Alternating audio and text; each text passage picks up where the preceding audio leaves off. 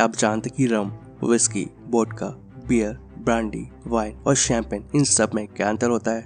आपने इन सभी के बारे में जरूर कभी न कभी तो सुना ही होगा। ये सभी शराब का ही एक रूप है, या यूँ कह लीजिए कि सब शराब है। लेकिन इतने सारे नाम सुनकर लोगों के मन में यही सवाल आता है कि शराब तो इतने तरह की होती है, लेकिन इनमें अंतर क्या होता है और क्या इनमें सिर्फ नाम का अंतर होता है? तो चलिए जानते कि rum, whisky, vodka, beer, brandy, wine और शैंपेन इन सब में क्या अंतर होता है। तो वैसे तो भारत में शराब कई नामों से जानी जाती है, जैसे कि मदिरा, शराब, दारू और सोमरस वगैरह। लेकिन इन सभी नामों का मतलब होता है कि एक ऐसा पेय पदार्थ जिसमें अल्कोहल मिला हो।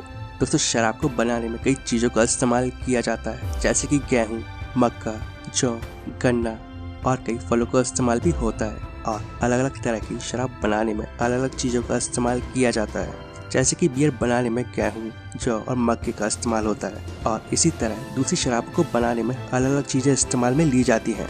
अगर हम बात करें बियर की, तो इस तरह की मदिरा या शराब में अल्कोहल की मात्रा 3 से 30% तक होती है। लाइट बियर में 4%, स्ट्रॉन्ग बियर में 8% या उससे ज़्यादा अल्कोहल की मात्रा हो सकती है। बता दो कि जर्मन बियर पूरे संसार में सबसे बढ़िया बियर मानी जाती है। उससे बियर बनाने में मक्का, गेहूँ और जौ जैसे अनाजों का आंशिक रूप से किण्वन यानी कि फर्मेंटेशन किया जाता है, और फिर इसके बाद इसे अच्छी तरह से बनने में करीब 1 से 2 सप्ताह का समय लग जाता है। अब ऐसे अगर हम बात करें वाइन की, तो वाइन भी एक प्रकार की शराब है, और इस शराब को बनाने में फलों के रस का इस्तेमाल किया जाता है, जिसमें अंगूर प्रमुख फल है। इसमें अल्कोहल की मात्रा करीब 9 से 18% तक हो सकती है। और वाइन का उत्पादन फ्रांस में मुख्य रूप से किया जाता है। वाइन को बियर के जैसे ही फर्मेंटेशन करके तैयार किया जाता है, और सामान्यतः वाइन को रंगों के आधार पर रेड वाइन और व्हाइट वाइन में बांटा गया है। लेकिन वाइन का नामांकन अंगूर की क्वालिटी और उसके प्रकार के आधार पर किया जाता है। अब ऐसे अगर हम बात करें विस्की की, तो आमतौर पर ज्यादातर लोग विस्की का सेवन करना ही पसंद करते हैं। विस्की को बनाने में गेहूं और जौ जैसे अनाजों का इस्तेमाल किया जाता है, लेकिन इसे बनाने का जो तरीका है वो बियर से थोड़ा अलग है, क्योंकि इसे बनाने के लिए अनाज का आंशिक किण्वन नहीं किया जाता है, बल्कि अनाज का पूरा किण्वन करते हैं, और फिर बाद में इसका आशवन यानी कि डिस्टिलेशन भी होता है। विस्की में अल्कोहल की मात्रा ज़्यादा होती है, और इसमें करीब अल्कोहल की मात्रा 30% से लेकर 65% तक हो सकती है, और विस्की में एवरेज अल्कोहल की मात्रा 43% होती है। बता दो कि विस्की सामान्यतः 2 तरह की होती है, जिसमें पहली है मॉल्ट विस्की, जिसे अंकुरित अनाज से बनाया जाता है, जो अच्छी और महंगी भी होती है। और इसके बाद दूसरी है ग्रेन विस्की, और इस तरह की विस्की को बिना अंकुरित हुए अनाज से बनाया जाता है। और जानकारी के लिए बता दो कि स्कॉटलैंड एक प्रमुख विस्की उत्पादक देश है, और यहाँ की विस्की को स्कॉच कहा जाता है। ब्रांडी, दोस्तों ब्रांडी नाम एक डच शब्द ब्रांडी विजन से आया है, और जिसका मतलब होता है जली हुई शराब। और ब्रांडी को विस्की को आश्रित करके यानी कि डिस्टिलेशन करके तैयार किया जाता है, और ब्रांडी में अल्कोहल की मात्रा 30 से 60% तक हो सकती है। और वैसे ब्रांडी का उत्पादन मुख्य रूप से यूरोपीय देश करते हैं। रम, ये भी शराब का एक प्रकार है, और अधिकतर लोग सर्दियों में रम पीना पसंद करते हैं। और रम को बनाने के लिए गन्ने का रस या सीरे को किण्वित और आश्वित यानी कि फर्मेंटेड और डिस्टिल्ड करके तैयार किया जाता है। और रम में करीब 40 से 70% तक अल्कोहल हो सकता है। और रम का उत्पादन कैरिबियन और लैटिन अमेरिकन देश जैसे कि कोलंबिया, गुआना, वेनेजुएला, ब्राजील इनमें किया जाता है। और आपको बता दूं कि रम एक सस्ती शराब है। इसके बाद आती है वोडका।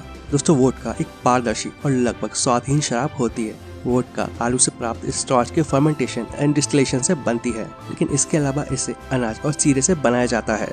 वोडका में अल्कोहल की मात्रा 40 से 60% तक हो सकती है, और वोडका का निर्माण मुख्य रूप से रूस और पूर्वी यूरोप के देशों में किया जाता है। इसके बाद आती है शैंपेन। दोस्तों, शैंपेन का नाम अक्सर जीत के जश्न के साथ जोड़ता है, और लोगों को आपने शैंपेन को खोलने और उसे एक दूसरे पर छिड़कते हुए भी जरूर देखा होगा। लेकिन आपको बता दूं कि शैंपेन एक तरह की वाइन है, जिसे खास तौर पर फ्रांस के शैंपेन इलाके में ही तैयार किया जाता है। शैंपेन को बनाने में चार्डोने, पिनोट नायर और पिनोट म्यूनियर अंगूर का इस्तेमाल किया जाता है। इसके अलावा जिस शराब को हाथ से निकाला जाता है उसे हथकड़ भी कहा जाता है। इसे अवैध रूप से बिना मशीनों के बनाया जाता है। इसके अलावा गाँव में नारियल और महुआ से भी शराब बनाई जाती है। गोवा में फैनी नाम की शराब बनाई जाती है, जिसे काजू से बनाया जाता है।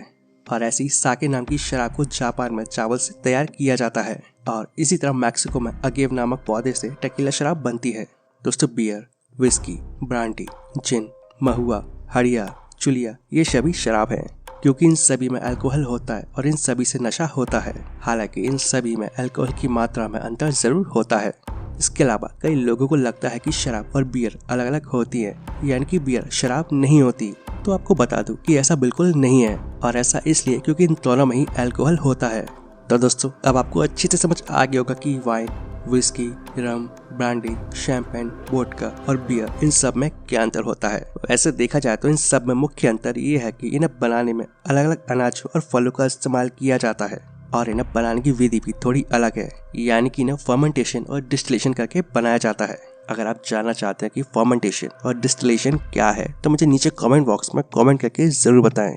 तो दोस्तों उम्मीद करता हूँ आप सभी को वीडियो पसंद आया होगा। वीडियो अच्छा लगे तो वीडियो को प्लीज लाइक एंड शेयर जरूर करें। ऐसी इन्फॉर्मेटिव वीडियोस आगे भी देखने के लिए इस चैनल को सब्सक्राइब कर लें, और अगर आपके कोई सवाल या सुझाव है तो नीचे कमेंट बॉक्स में कमेंट करके बताएं। And thanks for watching.